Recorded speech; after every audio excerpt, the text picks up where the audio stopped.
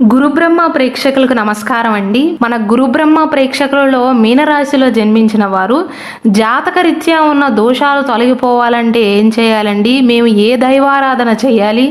జీవితంలో పైకి ఎదగాలంటే ఏం చేయాలి? ఎటువంటి జాగ్రత్తలను తీసుకోవాలి అని అడుగుతున్నారండి. మీనరాశిలో జన్మించిన వారు ఇవ్వవలసిన దానం విషయానికి వస్తే శనగలతో చేసిన ఆహార పదార్థాలను కానీ, పచ్చి శనగలను కానీ, ఉడకబెట్టిన శనగలను కానీ దానంగా ఇవ్వాలి. అలాగే చాలామంది చేసే తప్పు ఏంటంటేనండి, దేవాలయానికి వెళ్ళినప్పుడు పూలు పండ్లు పలహారాలు తీసుకువెళ్తారే కానీ కొంతమంది కొబ్బరికాయ కొట్టరు. మీరు పూలు పండ్లు తీసుకువెళ్ళకపోయినా పర్వాలేదు, కానీ కొబ్బరికాయను మాత్రం కొట్టాలండి. దేవాలయంలో కొబ్బరికాయను కొట్టినప్పుడు ఆ కొబ్బరికాయ అనేది ఏ విధంగా పగిలి 2 ముక్కలు అవుతుందో అదే విధంగా మీ దోషాలు కూడా పగిలి ముక్కలు అవుతాయి.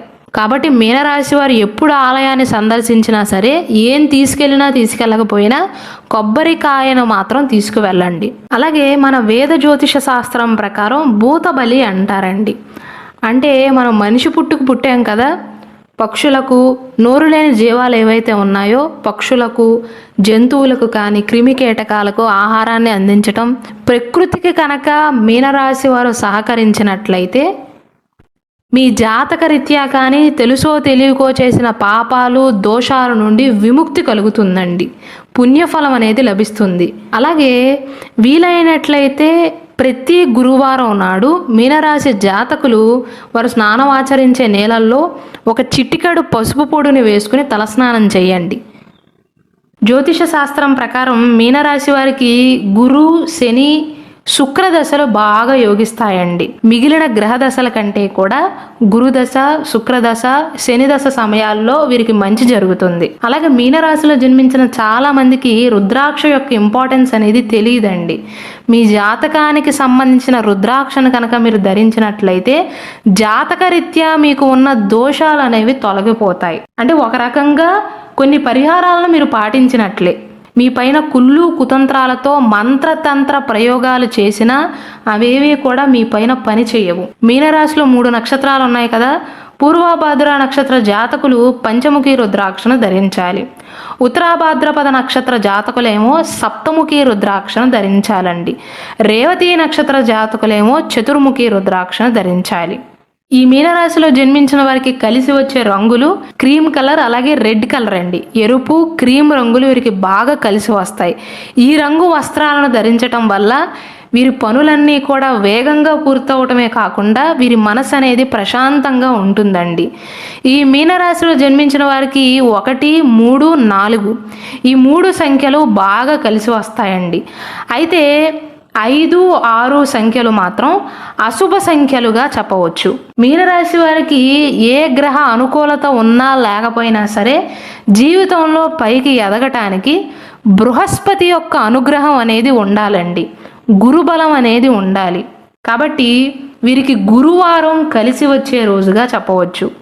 7 రోజులలో గురువారం వీరికి శుభదినంగా చెప్పవచ్చండి. గురువారం వీరు తలపెట్టిన పనులు చాలా వరకు నిర్విఘ్నంగా పూర్తవుతాయి, విజయవంతం అవుతాయి. గురువారంతో పాటుగా సోమ మంగళవారాలు కూడా అదృష్ట రోజులుగా చెప్పవచ్చండి. కాకపోతే మీనరాశి వారికి బుధవారం అశుభ దినం అండి. ఈ రోజున మాత్రం సాధ్యమైనంత వరకు నూతన కార్యక్రమాలు చేపట్టకపోవటమే మంచిదండి. మెయిన్గా అప్పు తీసుకోవద్దు.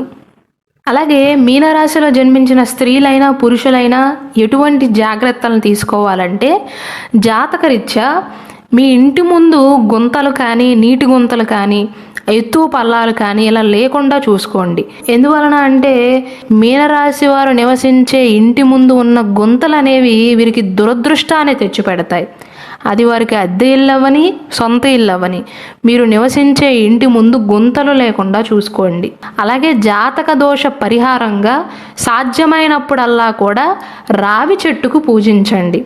వీలైనట్లయితే మీ చేతులతో మీరే ఆలయ ఆవరణలో రావి చెట్టును నాటండి. అలాగే సూర్యోదయ సమయంలో రావి చెట్టుకు నీటిని సమర్పించండి. మీనరాశిలో జన్మించిన వ్యక్తులు కష్టాలను తగ్గించుకోవటానికి వారు ప్రవేశించిన రంగాలలో మంచి ఫలితాలను సాధించటానికి మీ రాశికి అధిపతి అయినటువంటి గురుగ్రహానికి క్రమం తప్పకుండా పరిహారాలను పాటించాలండి. గురువు యొక్క అనుగ్రహం మీ పైన ఉందనుకోండి, ఏ పని ప్రారంభించినా సరే ముందుకు వెళ్ళటమే తప్ప వెనక్కి రావటం అంటూ ఉండదు. కాబట్టి వీలైనట్లయితే ప్రతిరోజు లేకపోతే ప్రతి గురువారం నాడు క్రమం తప్పకుండా 19 సార్లు ఓం గ్రాం గ్రీం గ్రౌం సహ గురవే నమః అనే మంత్రాన్ని, గురువు యొక్క బీజ మంత్రాన్ని కనుక పఠించినట్లయితే గురువు యొక్క ఆశీస్సులు అనేవి దక్కుతాయండి.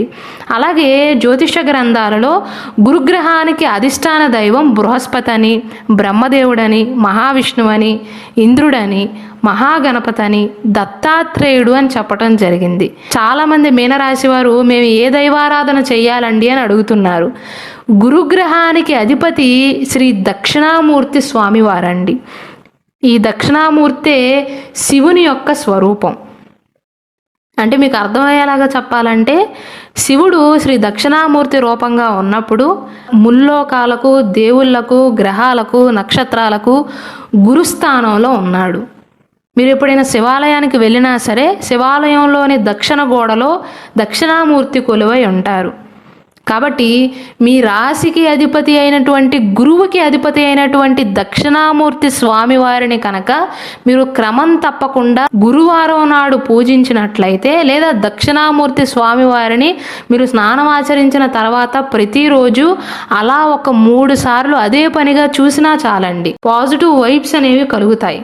అంటే నేను చెప్పదలుచుకున్నది ఏంటంటే, మీనరాశిలో జన్మించిన వ్యక్తులు దక్షిణామూర్తి స్వామివారిని ఆరాధన చేయాలి. దక్షిణామూర్తి స్వామివారి ఆలయాన్ని సందర్శించటం కానీ, లేదా దక్షిణామూర్తి రూపమైనటువంటి శివుని ఆలయానికి సందర్శించటం, కొబ్బరికాయలను, అరటి పండ్లను, పూలను, అగరబత్తులను, కర్పూరం మొదలైన వాటిని సమర్పించి గురుగ్రహ అనుగ్రహం కోసం ప్రార్థన చేయాలండి. వీలైనట్లయితే దక్షిణామూర్తి స్తోత్రాన్ని పఠించండి. గురువారం నాడు క్రమం తప్పకుండా 19 సార్లు గురుగ్రహ యొక్క బీజమంత్రాన్ని పఠించాలి. అలాగే గురువారం నాడు 5 వస్తువులను దానంగా ఇవ్వాలండి.